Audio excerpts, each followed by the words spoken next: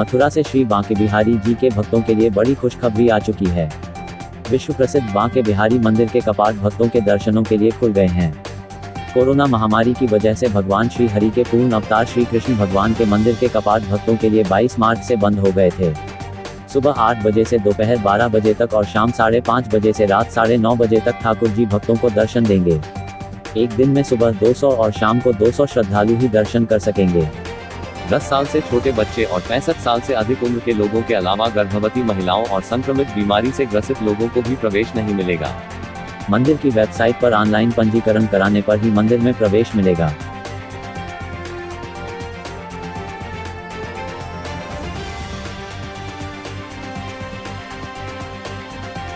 तो 1975 में कार्तिक पूर्णिमा के दिन नाव पर सवार होकर लोग स्नान करने जा रहे थे। रामगंगा नदी में बीच धारा में नाव पलटने से 80 लोगों की डूबने से मौत हो गई थी। 10 साल बाद घाट पर प्लांटून पुल बना, जो काफी जर्जर हो चुका है। इससे आहत होकर हरदोई की सीमा मिश्रा ने तब सुहाग चिन्ह सिंदूर, बिंदी, बिछिया, चूड़ी त्याग दी। पुल बनने तक यूं ही रहेंगी, ऐसा संकल्प ले रखा है। 1975 में हुए हादसे में उनके परिवार के 10 लोग डूबे थे। इसमें उनके चचेरे भाई, चाची, बहनें, मौसी शामिल थीं। इन सभी लोगों के बारिश में उफनाती रामगंगा आज भी पुराने जख्मों की याद दिलाती है। नदी पार आवागमन, अनाज लदे वाहनों के आने में परेशानी होती है। बरसात के सीजन में प्लांटून पुल बंद होने से फसल नहीं उगा पाते हैं। पक्के पुल के लिए 6 साल से संघर्ष कर रही इस सुहागिन ने कई सियासी व प्रशासनिक मंचों पर यह समस्या उठाई।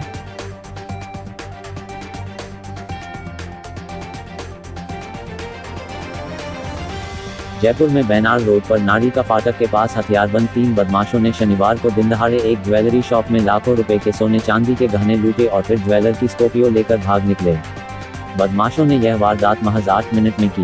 वे दोपहर 2:04 पर शोरूम में घुसे थे। दिनदहाड़े लूट से आसपास के व्यापारियों में हड़कंप मच गया। सूचना मिलने पर पूरे शहर में नाकाबंदी करवा दी गई।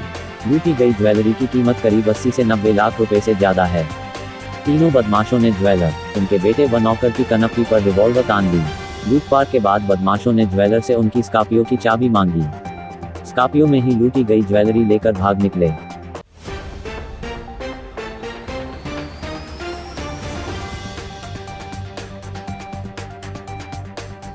म्यूजिक लवर्स के लिए गूगल ने अपने सर्च टूल में नया फीचर को ऐड किया है। इस फीचर का नाम हम टू सर्च है। इसे फीचर को कंपनी ने कल यानी शुक्रवार से ही लागू कर दिया है। इस मजेदार फीचर के जरिए आपके दिमाग में जो भी सॉन्ग चल रहे हो उसे आप गुनगुना कर, गाकर या फिर सिटी बजाकर गूगल को बता सकते हैं और फिर गूगल मशीन लर्निंग के जरिए इसकी पहचान करने की कोशिश करेगा। अगर सर्च रिजल्ट सही निकलेगा तो आप इसे टैप कर पूरी सॉन्ग को सुन सकते हैं। एंड्रॉइड यूजर्स 20 से ज्यादा भाषाओं में गाने को सर्च कर सकेंगे। आपको गूगल सर्च इंजन पर व्हाट्स द सॉन्ग लिखना होगा या फिर आपको नए ऐड किए गए सर्च सॉन्ग के बटन पर टैप करना होगा। इसके बाद केवल गाने को गुनगुनाना है।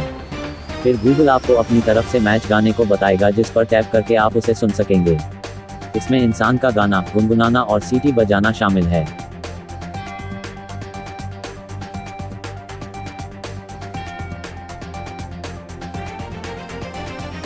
भोपाल में एक ने अपने बेटे बहू को धमकी दी है कि अगर उन्होंने बच्चे पैदा किए तो अपनी संपत्ति से उन्हें बेदखल कर देंगे। शादी के 7 साल बाद भी बच्चे का सुख नहीं मिल पाने से दुखी बहू थक हारकर कुटुंब न्यायालय पहुंची है। उसने गुहार लगाई है कि उनके ससुर को समझाया जाए। हालांकि 6 काउंसलिंग के बाद भी ससुर नहीं माने। काउंसलर ने बेटा व बहू को अलग घर लेकर रहने की सलाह दी, लेकिन पति अपने पिता को छोड़ना नहीं चाहता है। ससुर भी मानने को तैयार नहीं है। सास की कई साल पहले मौत हो चुकी है। जब काउंसलर ने सेवानिवृत्त अधिकारी को बुलाया तो उन्होंने तर्क दिया कि यदि बेटे बहू को बच्चा हुआ तो वे मेरी देखभाल नहीं करेंगे, मुझे वृद्धाश्रम में भेज देंगे।